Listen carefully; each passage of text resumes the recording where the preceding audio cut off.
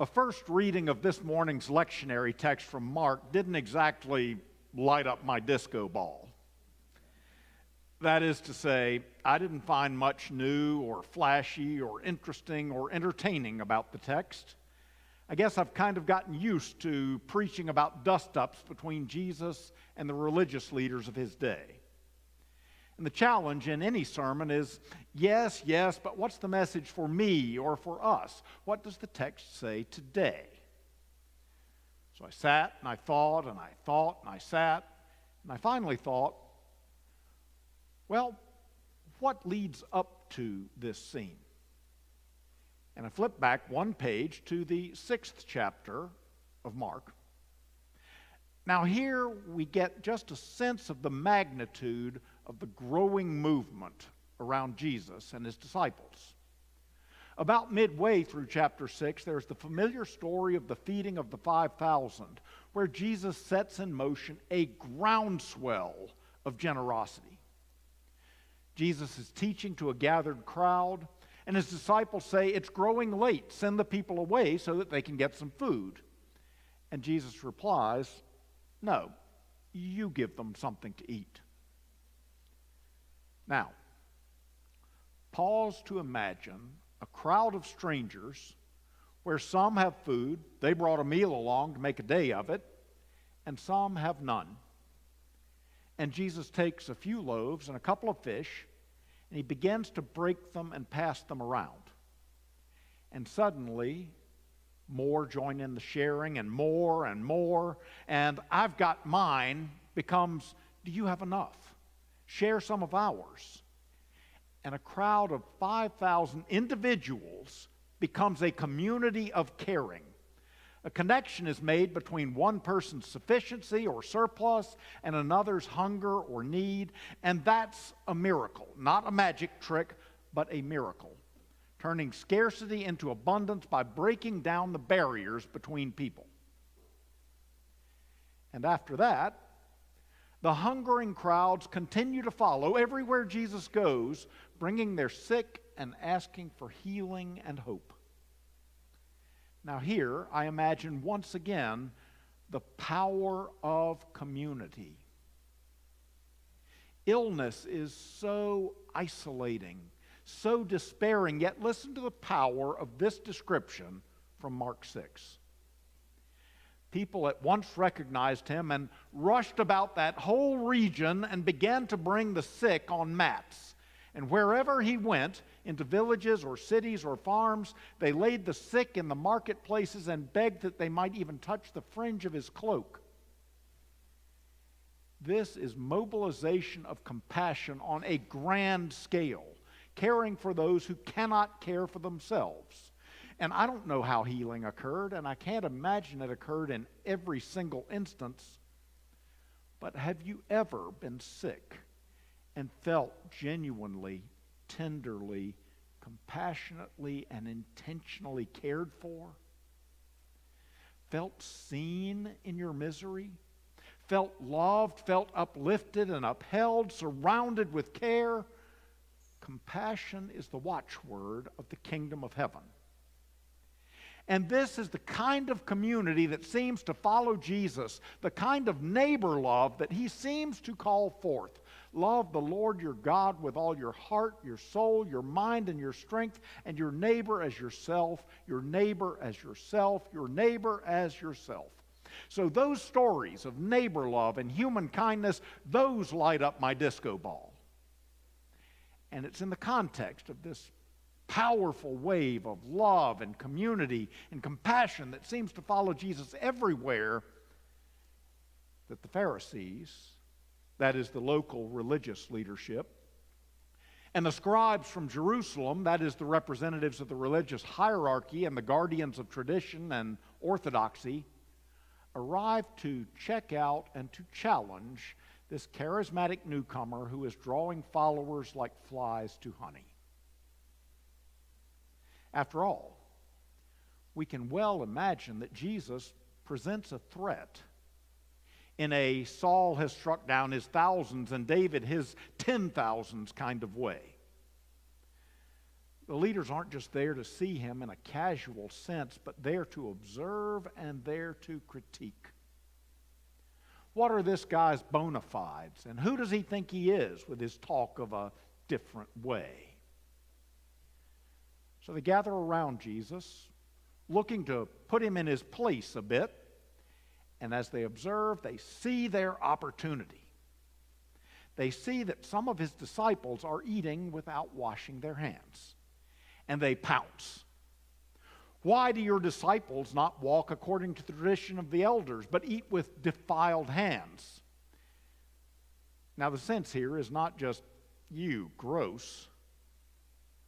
The hand-washing ritual was part of a broader set of purity laws and customs that many Jews, and in particular the religious leaders, followed. It was based on the idea of maintaining ritual purity, especially before eating. And this was not just about hygiene or table manners, but it was about adhering to religious traditions that were believed to be important for maintaining one's holiness, one's worthiness. And the fact that Jesus' followers, his disciples, are not observing this tradition, well, that casts doubt upon his authority and the content of his teaching. So their public questioning has the sense of, you would style yourself a religious teacher, a rabbi, and yet your followers don't follow the basic rituals of religious tradition.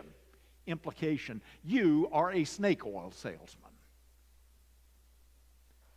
And Jesus responds to their public questioning of his authority with a countercharge. Isaiah prophesied rightly about you hypocrites.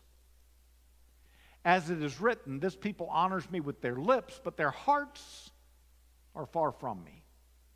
In vain do they worship me, teaching human precepts as doctrines. You, he says to the scribes and the Pharisees, abandon the commandment of God and hold to human tradition. And then he proceeds to show the receipts.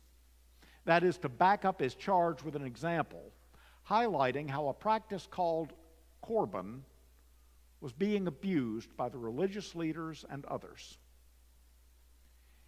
The concept of korban, which referred to something dedicated to God as an offering, was being used in a way that allowed people to avoid their obligations to care for their parents. And here's how it was being abused. Individuals could declare their possessions or money as korban, meaning that these resources were dedicated to God and therefore couldn't be used for other purposes, including supporting their parents. Even though the resources were technically dedicated to God, the individuals often continued to use them for their own benefit. Think of it as deferred giving. I will reap the benefits of my property now and give it to God or the temple later upon my death, but I can't use it to help you even in your present need because the money is ultimately earmarked for God. Wish I could help you, love to, but can't. By declaring something as korban, people were able to sidestep the clear biblical commandment to honor your father and mother. And the religious leaders supported this practice, which ultimately enriched the temple and therefore them, even though it contradicted God's command to care for one's parents. Jesus is condemning the religious leaders because they allow this tradition to take precedence over the more fundamental commandment of honoring one's parents. They value human traditions over the true intent of God's law. It's precisely what Jesus condemns in Matthew's gospel when he says, "Woe to you, scribes and Pharisees, you hypocrites, for you devour widows' houses and for a pretense make long prayers. Therefore you will receive the greater condemnation." And he says to them, "You do many things like this." Think of it as giving lip service to holiness, or wearing the trappings of holiness, but not actually living out the law of love. So to recap what just happened there, the religious authorities sought to undermine Jesus' credibility by publicly calling him out on the basis of tradition. You don't do things right. You don't observe the right rituals. And he quotes the prophets, quotes the law, exposes their hypocrisy, and illustrates it with a concrete example. Sit down. And then Jesus turns back to the crowd with his authority fully intact, and he tells them what they just saw. There's nothing outside a person that by going in can defile. That is, make one impure in the sight of God. But the things that come out, actions, intentions, behaviors, those are what defile. And he concludes, for it is from within, from the human heart, that evil intentions come. Sexual immorality, theft, murder, adultery, avarice, wickedness, deceit, debauchery, envy, slander, pride, folly, all these evil things come from within, and they defile a person. Why? Because each of them is a corruption or a distortion of neighbor love. Taken together then, we see the contrast between the lived holiness of chapter 6, community caring, feeding the hungry, showing compassion to the sick, welcoming the stranger, and the outward displays of holiness or the appearance of holiness touted by the religious authorities in chapter 7. It isn't that practices such as hand washing and korban are bad in and of themselves, but they cannot and do not substitute for enacted love, which is the heart of the matter. The irreducible core of the kingdom is neighbor love, apart from which the rituals and meaningless. Now, this truth builds upon the theme that I've been seeking to explore in my sermons these last several weeks. 2 weeks ago, I spoke of the kingdom of heaven as being a different way of walking through the world, a better way, a more life-giving way, a more beautiful way. It's right here among us. We just have to walk it. And last week, I spoke of our task to be sowers of kingdom seed, scattering love and mercy and compassion and forgiveness with abandon and without being picky about where those seeds fall or whether they sprout. Just spread the love, spread the love, spread the love. Here it's the same message in different words. How will the world know that we are Christ followers? By our sanctimony, our hand washing, our church attendance, by our having a fish bumper sticker on our car, by our lifting the Bible aloft in public. The hymn says it best. They'll know we are Christians by our love, by our love. Yes, they'll know we are Christians by our love. The consistent message of Jesus. Who am I to encounter with acts and words of love? Each neighbor. Every neighbor. Even my Samaritan neighbor. Even my enemy. James puts it this way. Religion that is pure and undefiled before God the Father is this: to visit orphans and widows in their affliction, and to keep oneself unstained from the world. Micah puts it this way: He has shown you, O mortal, what is good, and what does the Lord require of you? To act justly, to love mercy, and to walk humbly with your God. Paul in Romans puts it this way: repay no one evil for evil, but give thought to do what is honorable in the sight of all. If possible, so far as it depends on you, live peaceably with all. Beloved, never avenge yourselves. To the contrary, if your enemy is hungry, feed him. If he is thirsty, give him something to drink, for by so doing you will heap burning coals on his head. Do not be overcome by evil, but overcome evil with good. So why all this harping on love, love, love, love, love? Well, simply this.